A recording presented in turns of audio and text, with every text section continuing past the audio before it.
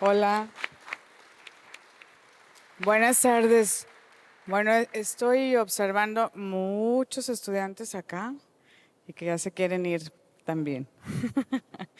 Bueno, les voy a, no sé si ya estará la presentación.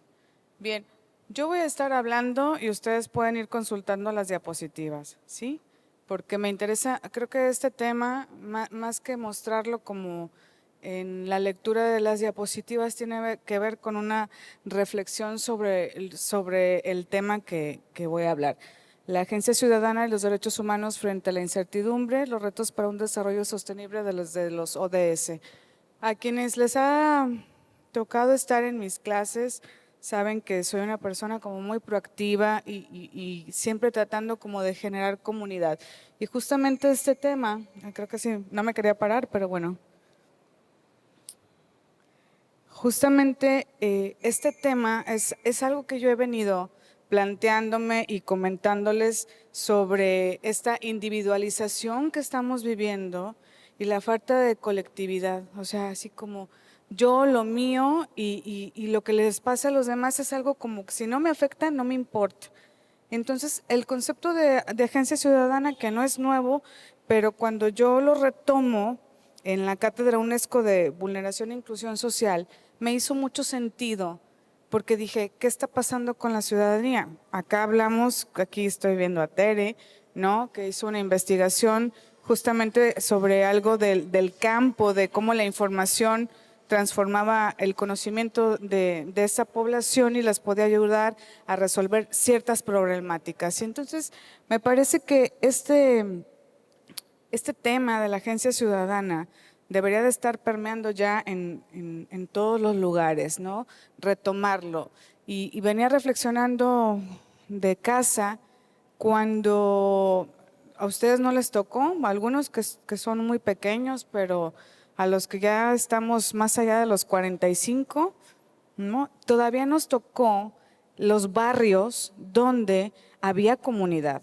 Y entonces acá la comunidad, te sabías los nombres de los vecinos te cuidaban, si te faltaba algo, acudían en tu llamado, te cuidaban, por ejemplo, cuando si tus papás salían a trabajar o algo, o estaban al pendiente de que llegaras de la escuela o de que regresaras de las tortillas, etcétera. Es decir, esta población reducida era una clase como de hermandad también. Y entonces el concepto de agencia ciudadana tiene que ver con esta predisposición humana y la capacidad que nosotros desarrollamos para conducirnos en una vida en común con la preocupación también de los demás. No solo pienso en mí, pero para esto se requiere tener también ciertas capacidades. O sea, yo me puedo empoderar o puedo tener conocimiento, pero si me lo estoy quedando, entonces ¿hacia dónde va o qué objeto tiene? Y entonces esto nosotros lo pensamos bajo este estudio y dijimos, tenemos que retomar la agencia ciudadana, es decir, volvernos comunidad otra vez y hacer comunidad. Para no entretenerlos mucho, pero yo sé, piénsenlo nada más. Díganme 5 nombres, y esto lo veíamos en otro congreso, el doctor Serrano decía, ¿cuántos conocemos los nombres de nuestros vecinos? Los nombres. O sea, es el vecino de la camioneta roja, ¿no? El vecino de la carnicería, la vecina de los 3 chiquillos enfadosos, ¿no? O la vecina, ay, imagínense lo que dirán de mí, quienes me conocen, un montón de cosas. Buena, la vecina buena, para muchas cosas. Entonces, esto es un cambio social. Hay 3 dimensiones en las que podemos concebir como esta agencia ciudadana. Y suena como a nombre como de promoción de coches, ¿no? O sea, agencia ciudadana. Te acompañamos para que sepas manejar bien, ¿no? O sea, para que no vayas a chocar, ¿no? Agencia ciudadana va más allá. Son 3 dimensiones. La primera es individual. ¿Qué estoy haciendo yo? ¿Con qué cuento? Porque no todos tenemos las mismas habilidades y capacidades, ni problemáticas, que es acá donde viene lo importante. Y luego viene la colectiva, es decir, en comunidad, qué es lo que estamos haciendo, qué es lo que vamos a atender. Y luego viene la estructural, que ya se refiere a las instituciones, de gobierno, a las del Estado, donde acá tenemos una muy importante que vamos a tocar en un momentito. Luego, entonces dijimos, vamos a situarnos en Nayarit. ¿Qué está pasando? Acá tenemos una población que crece de manera media moderada, ¿sí? El plan de desarrollo estatal reconoce ciertos aspectos como la participación social, la coordinación comunitaria, gobernanza local y la transparencia. Vamos a dejar hasta allí, no vamos a entrar en más detalles de eso, sino en los retos. ¿Cuáles son los retos? Hay una baja participación formal en mecanismos institucionales. Si hablamos, por ejemplo, de los comités de acción ciudadana que son en las colonias, fraccionamientos o en las demarcaciones, quienes hacen como estas funciones de coordinación, pues hay baja participación porque hay muchas problemáticas. Entonces, no es como que le quieren entrar para tener que estar arreglando problemas que no son míos, pero además sin facultades bien definidas. Entonces, en la normatividad también nos dejan como muy vulnerables. Una limitada digitalización municipal, violencia focalizada que afecta la convivencia cívica, desigualdad territorial en el acceso a Internet y debilidad de estructuras intermedias, comités, contralorías, cabildos. Ustedes váyanse haciendo así como reflexiones sobre esto que estoy platicando. Ahora, ¿qué condiciones o qué cosas nos están limitando para que esta agencia ciudadana pueda prosperar? Primero, que desconocemos qué es. Segundo, que quienes tendrían que estar promocionando y fortaleciendo, pues allí hay un detalle, ¿no? Desde la comisión sí lo están haciendo, ¿verdad? Muy agradecida por la invitación. Lo están haciendo, pero esto tiene que tener una articulación entre instituciones y sobre todo la participación ciudadana, que para mí este es el mayor reto. Si una persona no quiere que lo ayudes o si una persona no quiere colaborar, no lo puedes obligar. Entonces, el vecino apático o la vecina apática, la que nunca en el chat nunca pone nada, o en el chat cuando pone es algo que solo le afectó a ella, uno tiene que ir como observando estas cosas. A nivel individual estamos condicionados por muchos factores, entre los más sobresalientes, niveles educativos desiguales, ¿sí? Te puedes encontrar en una colonia, en un fraccionamiento, en una… ¿Qué otra denominación hay?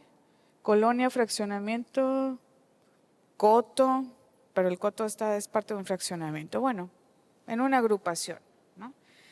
Niveles educativos desiguales, dependiendo de hacia dónde vayas. Brechas digitales y además acá entra la parte generacional. Algunos de ustedes son muy habilidosos, pero otros no lo son. Y entonces convergen en ciertos espacios y se empiezan a marcar estas diferencias. Por cierto, mi hija también es autista y me encantó todo lo que dijiste y es cierto. Desconfianza institucional histórica. Aquí creo que no tengo nada que explicar, ¿no? La propia realidad nos lo marca. Y la presencia de economías informales y dependencia gubernamental. Esto condiciona lo individual. ¿Cómo acciono si para poder arreglar un problema no puedo dejar mi carrito de hot dogs porque si no, no voy a tener dinero para poder comer o llevar el sustento a mi casa? Porque luego también se les ocurre hacer las reuniones en domingo, ¿no? 10 de la mañana.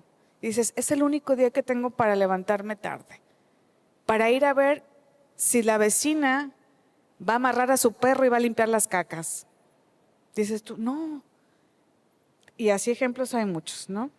Y de manera colectiva todavía tenemos una limitada conexión entre la acción social comunitaria y procesos formales de decisión pública. Es decir, todavía no nos metemos y nos da flojera ser partícipes de procesos de toma de decisiones, porque implica tiempo y porque volvemos a la otra realidad. Yo trabajo y no puedo estar yendo a las sesiones de cabildo o a estar oyendo a los regidores a ver qué se les ocurrió y de qué manera voy a impactar, ¿no? Pero además de eso también no me reconozco como líder. Bueno, yo sí pues, pero mucha gente no. Entonces acá tenemos como muchos problemas.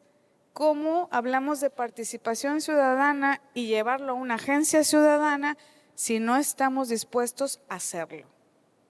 A hacerlo y hacer también, ¿no?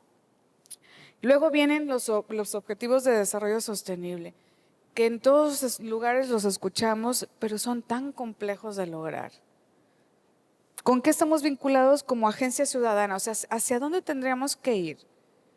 ODS 11, que son comunidades sostenibles, que no solo tiene que ver con el medio ambiente. Y hace rato que estaba Mariana presentando lo de las mujeres y la pesca, es un ejemplo muy claro de una agencia ciudadana enfocada a un sector específico. Cuando hablaba ella de los riesgos, por ejemplo, de huracanes, estamos hablando de acciones que tienen que ver con desastres naturales, pero que también tiene que ver con cambios climáticos, con todo lo ambiental.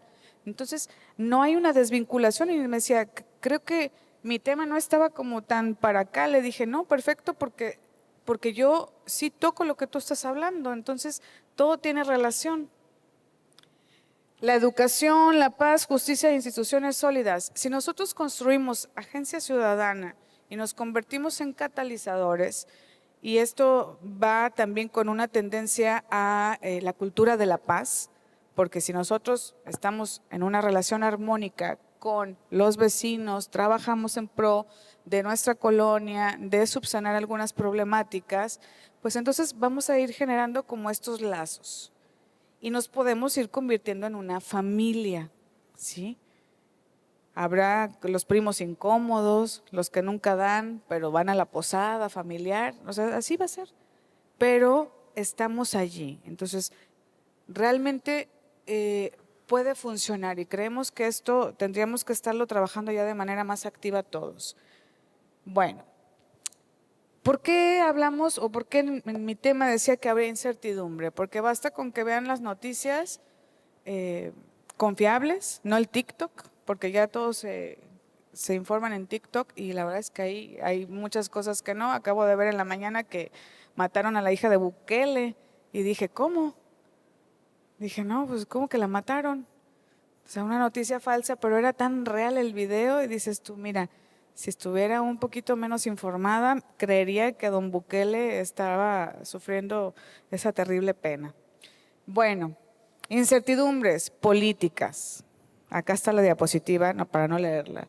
Sociales, sanitarias, que las vivimos en el 2020 y nos fue fatal. Económicas, ambientales, digitales y jurídicas. Creo que estos temas son como fundamentales.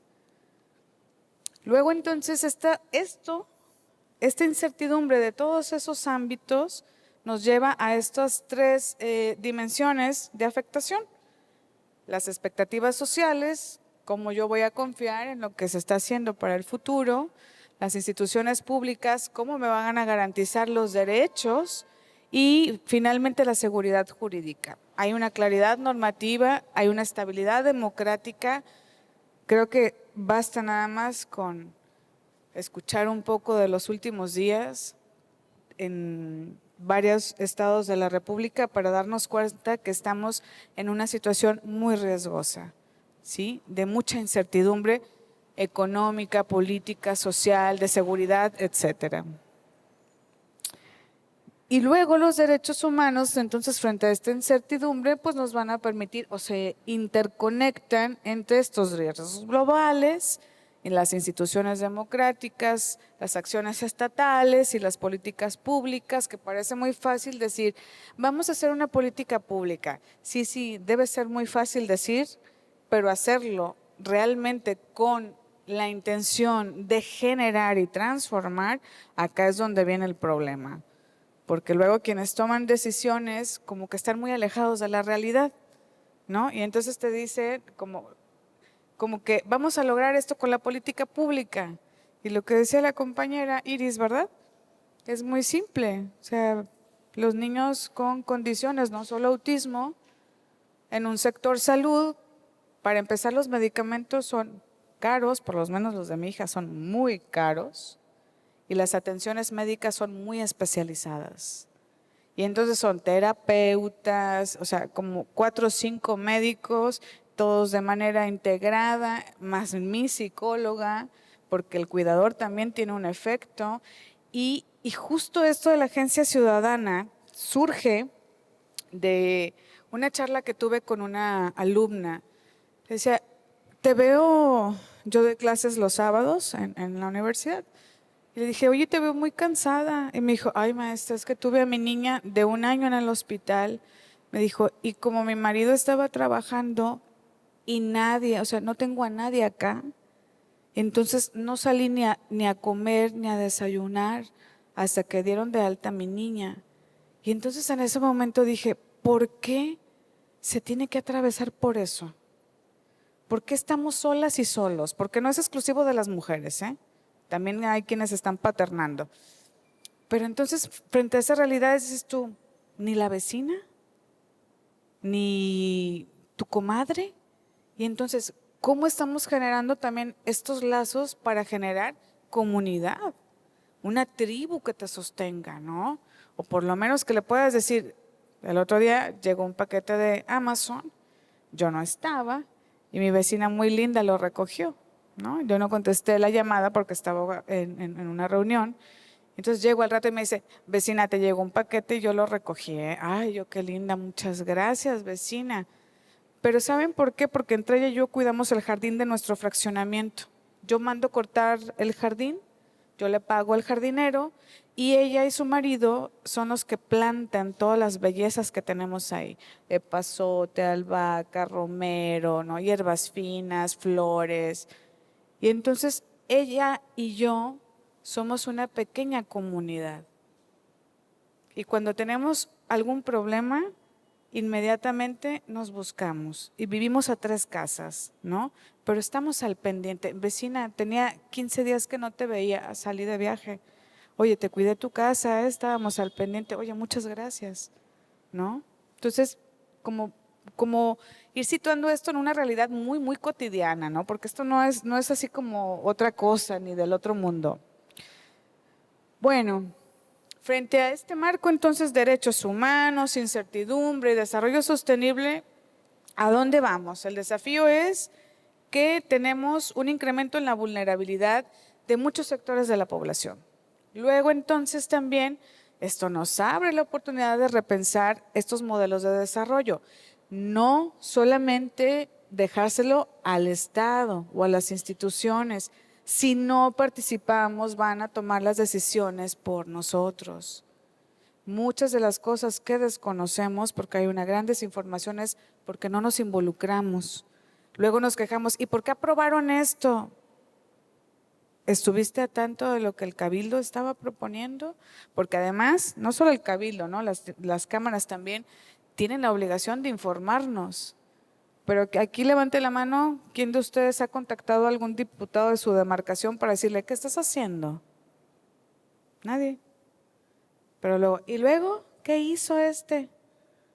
Y muchos adjetivos calificativos al que quieran ponerle, ¿no?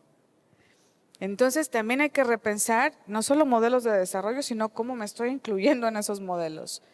Y la agenda que nos da un marco, pero no nos da el presupuesto. Entonces es muy bonito oír de los objetivos de desarrollo sostenible, pero ¿con qué dinero lo hacemos? Que todos tengan educación, que se acabe la discriminación, ¿no? Que todos tengan acceso a las tecnologías.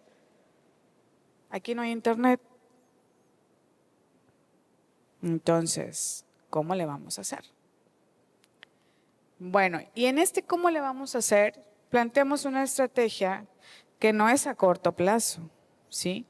Donde analizamos qué era más o menos hacia dónde debíamos de ir y pensamos en un término sin romantizarlo, que es incrementar la resiliencia social, institucional y comunitaria en Nayarit mediante ciertas acciones.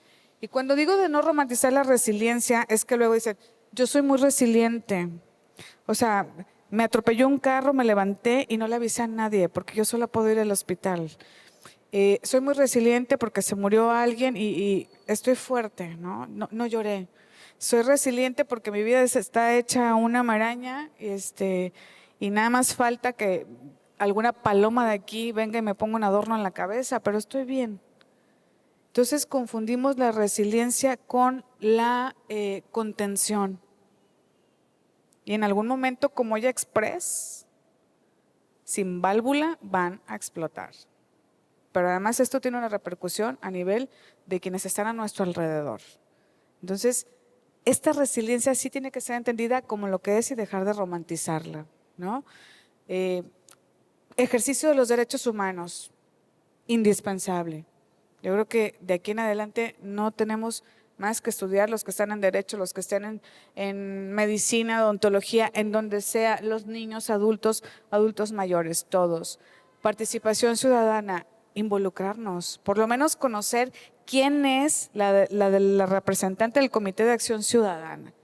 Porque luego, cuando participamos ciudadanamente y nos convertimos en líderes, buscamos el interés personal, ¿no? Porque yo controlo, y por lo menos aquí en Tepic, ser presidente de Acción Ciudadana es también un modelo como de negocio, porque acá sí hay presupuesto, en Jalisco no. Entonces hay que conocer quiénes son. Y bueno, la innovación democrática, que esa no nos corresponde completamente, pero sí podemos incidir, y la sostenibilidad ambiental y social, es decir, en el marco de los ODS, ¿qué tanto puedo hacer, no? Si dicen, por ejemplo, en materia ambiental, ¿qué nos cuesta recoger la basura? Y estoy hablando de una pequeña acción que cambia todo, porque luego hay fauna nociva y luego se quejan, etcétera. Entonces, creo que esta parte, varios componentes: fortalecer esta agencia ciudadana a través de capacitaciones, fortalecer esta agencia ciudadana de manera colectiva, y el tejido social, volvemos, hagamos comunidad. Salgan de aquí, y ya voy a terminar, y pregúntenle a sus vecinos, ¿cómo te llamas? O por lo menos, ¿cómo le gusta que le digan? A lo mejor el gordo, ¿no? El Sebas, pero que sepas quién es. Oye, un vecino, ¿cómo es? Ah, no, sí, pues medio gordita, sí. Ah, el Sebas, sí. Ah, aquí vive a 3 cuadras, ¿no? O que te identifiquen, saluden, por favor. Ya nadie da los buenos días.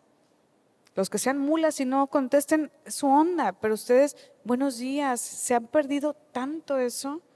Y entonces, por lo menos, la señora siempre me saluda. Hay un señor que vive por mi casa, que no sé cuál es su nombre, pero todos los días paso por su negocio y todos los días, como es el alto, le digo hola. Él no sabe cómo me llamo, ni yo cómo se llama, pero todos los días lo saludo. Y es como si estuviéramos esperando llegar a ese momento para saludarnos, y volteamos las miradas como para encontrarnos. Yo sé que si un día me bajo y platico con él, por supuesto que me reconoce, pero además, si necesitara algo, dispuestísimo a ayudarme. Bueno, transformaciones institucionales, espacios cívicos, y acá hay otro tema que ya no lo voy a alcanzar a hablar, que es el poder cívico sostenible, pero luego se los comparto. Una gestión democrática de riesgos climáticos, digitales y económicos, lo que hablaba Mariana sobre las pescadoras, y la implementación territorial de los ODS en municipios, o sea, de lo chiquito. No necesitamos hablar desde lo macro, sino desde lo micro, mi acción en qué contribuye. ¿Qué esperamos con esto? Bueno, que haya un aumento de participación ciudadana real, no simulada.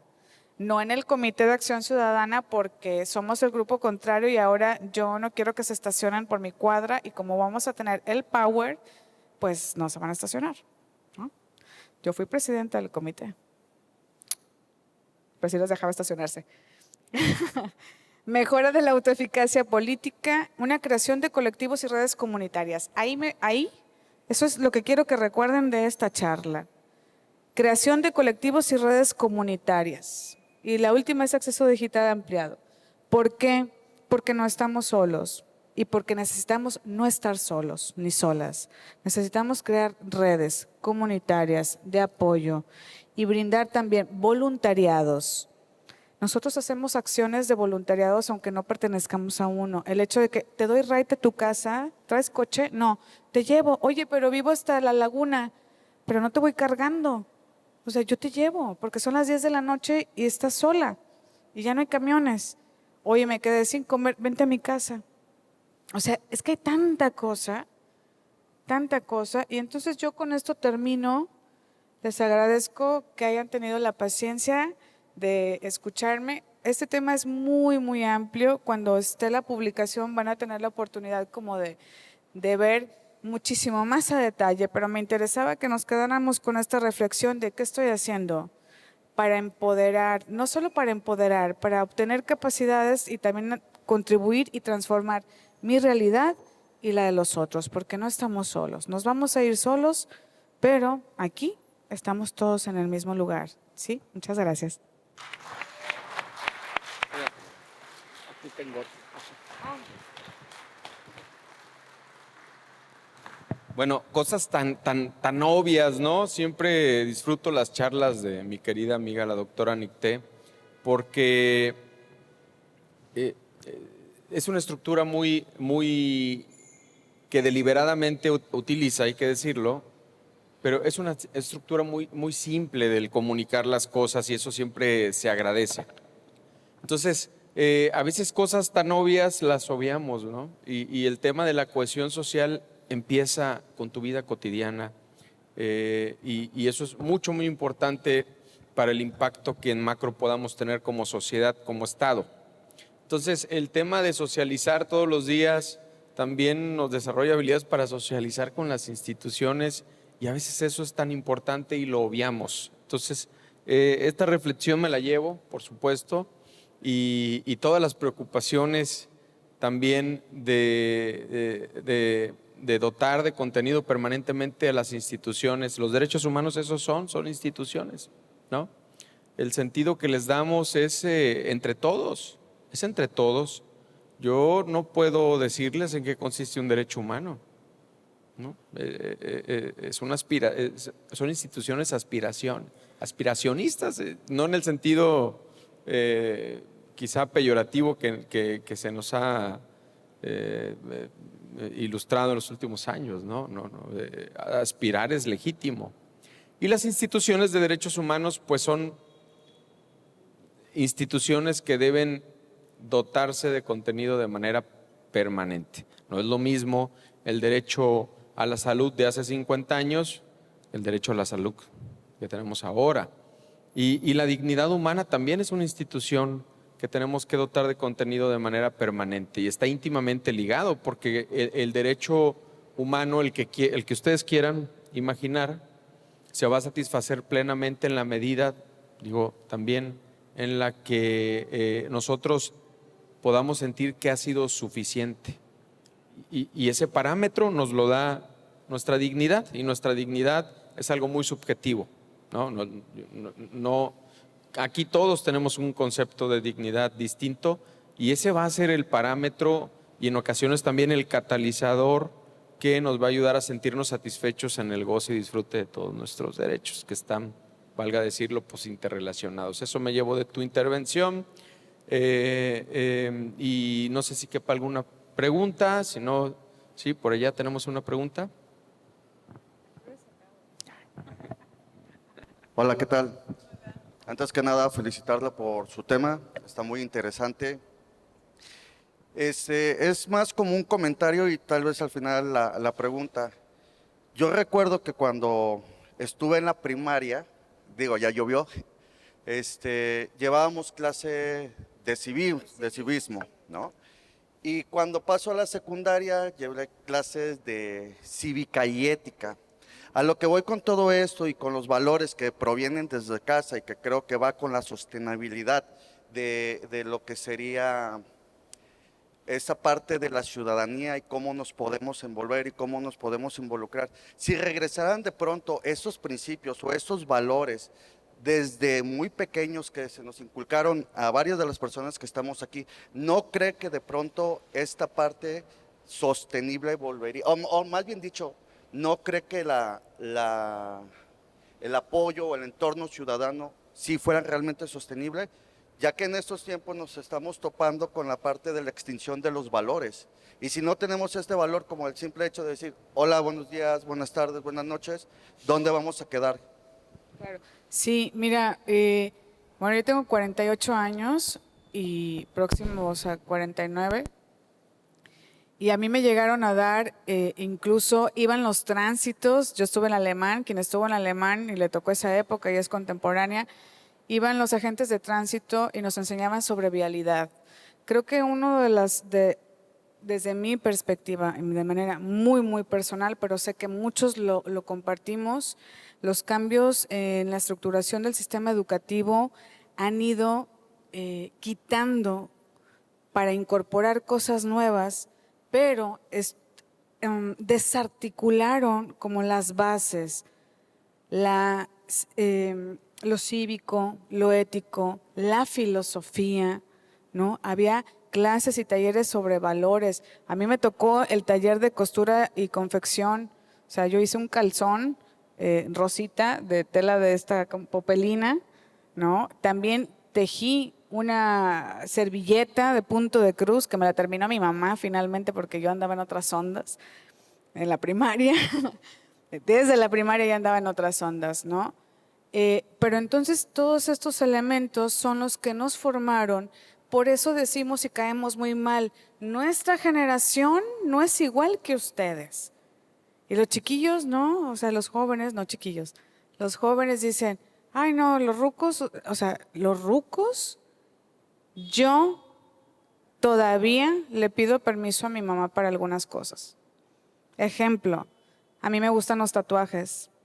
Y mi mamá dijo, el día que te lo tatúes, te lo arranco con la boca. Y entonces le dije, mamá, ¿me puedo poner de estos de calcomanía? Y se los enseñé. Y me dijo, se quitan a los 15 días. Ponte si quieres, quédate como Cazú. Pero solo si son de calcomanía. Entonces, ¿qué es eso? Es el respeto. A mi madre, a mis 48 años y vivo independiente, pero es mi madre. ¿Sí? A los mayores, ahora llegan y te hablan de tú. Dices tú, ¿cómo? O sea, así, oye, Nicté. Digo, no pretendo que si me dicen señora está bien, ¿no? O maestra, pero así que lleguen y me digan, Nicté, o sea, ¿qué? No somos iguales. Y no tiene que ver con esto de que yo sea o no sea, sino porque hay una edad y una diferencia.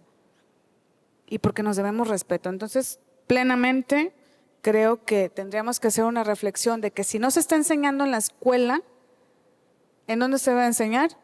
En la casa. Pero si hay en ese espacio tampoco se puede enseñar, entonces habría que buscar dónde cubrir esos espacios que nos están faltando.